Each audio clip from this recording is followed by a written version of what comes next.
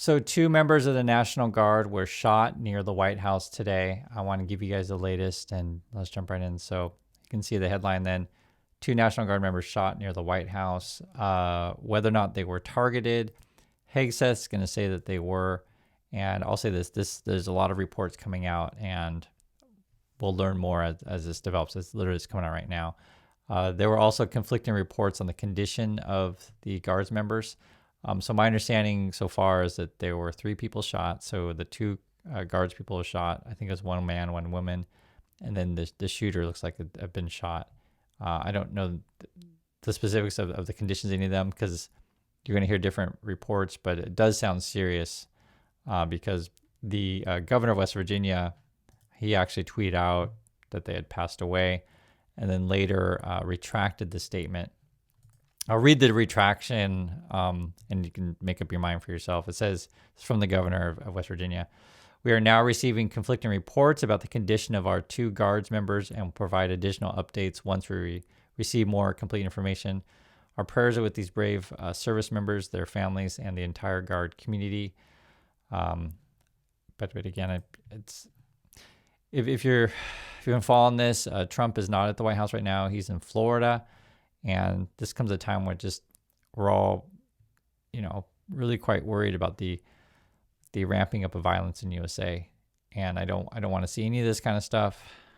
This is where we're at, though. Unfortunately, I just have to tell you about the situation.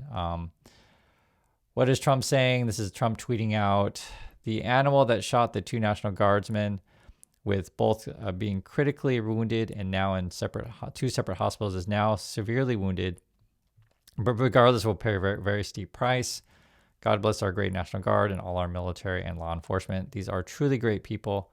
I, as President of the United States, and everyone associated with the Office of the Presidency, am with you. I looked up the location of this thing. It was near Farragut West Metro, I guess. So literally just a couple blocks from the White House. I mean, you can see it right there. One report there saying I think the person basically kind of ran up to the Guardsman and shot one at close range and then tried to run away or whatever, duck behind cover behind like a bus stop, and then shot the other is what it sounds like. But these kind of things, who knows? I'll wait to see more, but it's just frustrating. This is a holiday week in USA, and this is where we're at in USA. You can listen to what Hegseth says. This is from Hegseth. He says, myself and my team were notified that 2 National Guardsmen have been shot in D.C., critically wounded. The shooter shot in a cowardly, dastardly act, targeting the best of America heroes willing to serve in D.C., serve the 4 people they don't know, they never met because they love their country, capital, and community. More from Hegseth. Someone decided to turn that into targeting National Guardsmen. That will only stiffen our resolve. We'll never back down. We secure our capital. We secure our cities. In fact, this happened just steps away from the White House. It will not stand. This will only stiffen our resolve and ensure that we make Washington, D.C. safe and beautiful. I think you guys kind of know where this is going, right?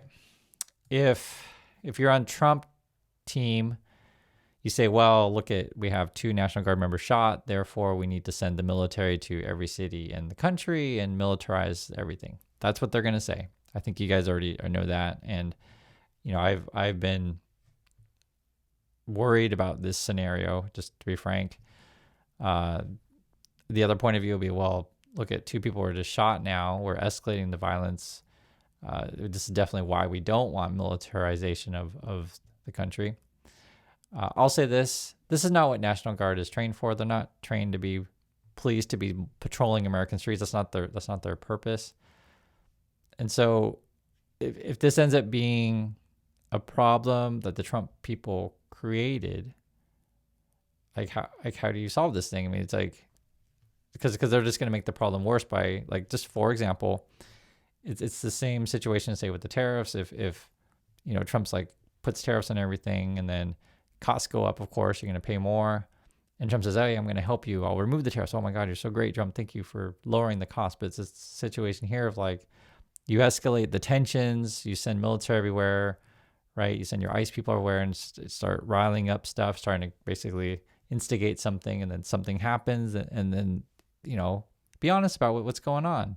From Trump's point of view, oh, well, see, look at something happened. Therefore, I have to send in more people to instigate more stuff. It's just not good. And the people who pay the price are just regular, everyday people. I don't wish any harm on anyone. I hope for a speedy recovery.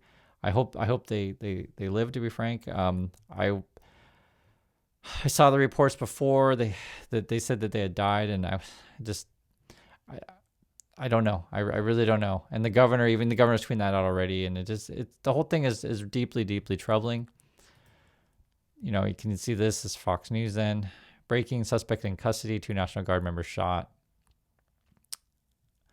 I just shake my head. So what's going to happen with this stuff is Trump's going to blame someone, okay?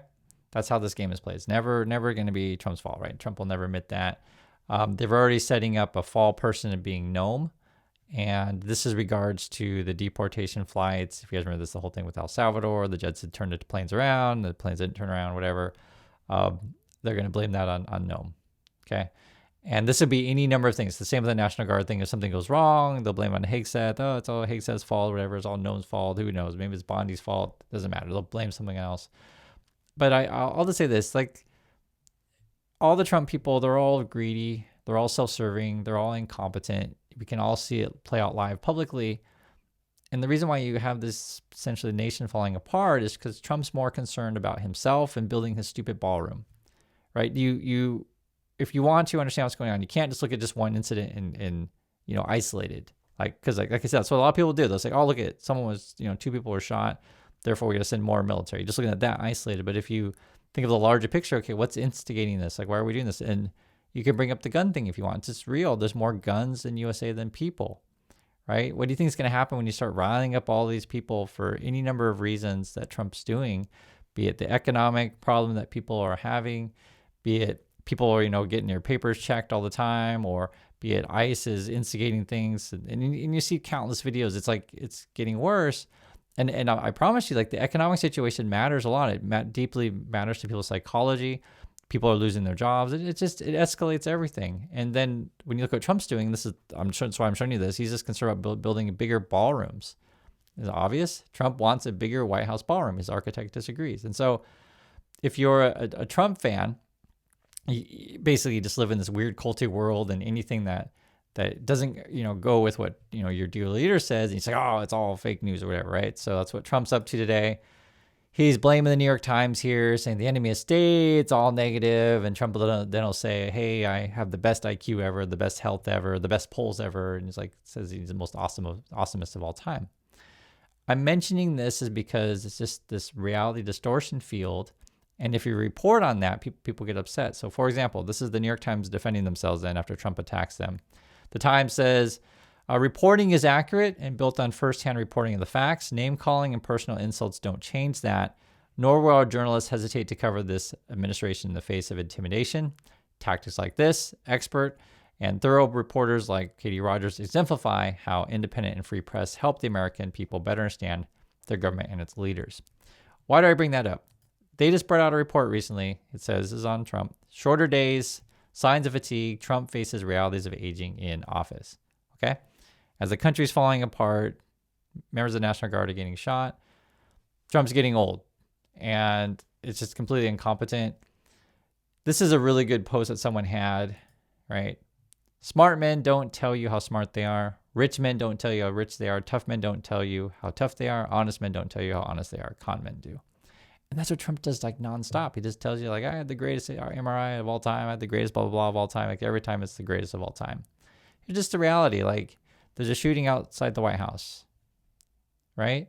It's crazy. And we just keep putting more military on the streets. I'm just, people aren't trained for this, and just more bad things are going to happen. Trump's off in Florida, okay?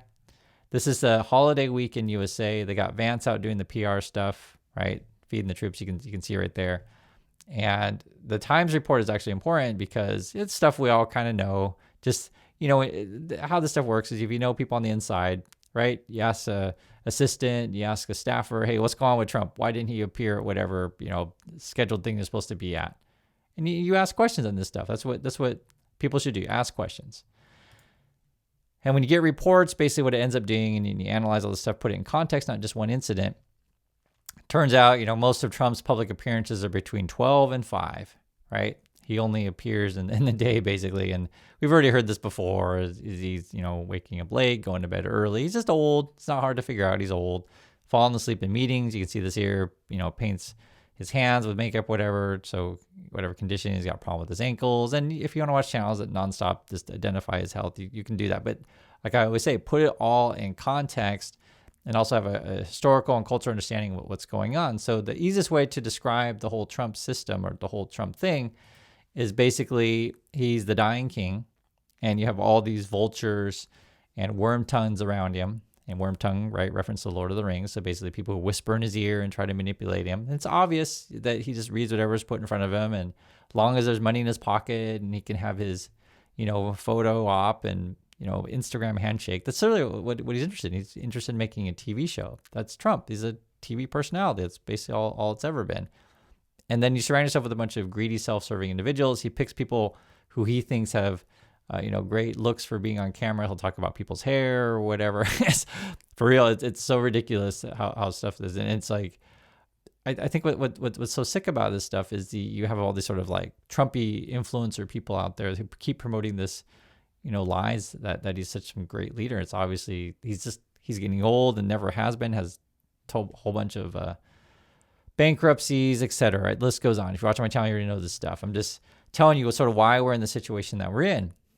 And why it is the way that it is. Because then when we report on like, hey, what's going on with Trump, it just ends up being like, when you have some sort of problem in the family, someone has addiction or someone's dying, right?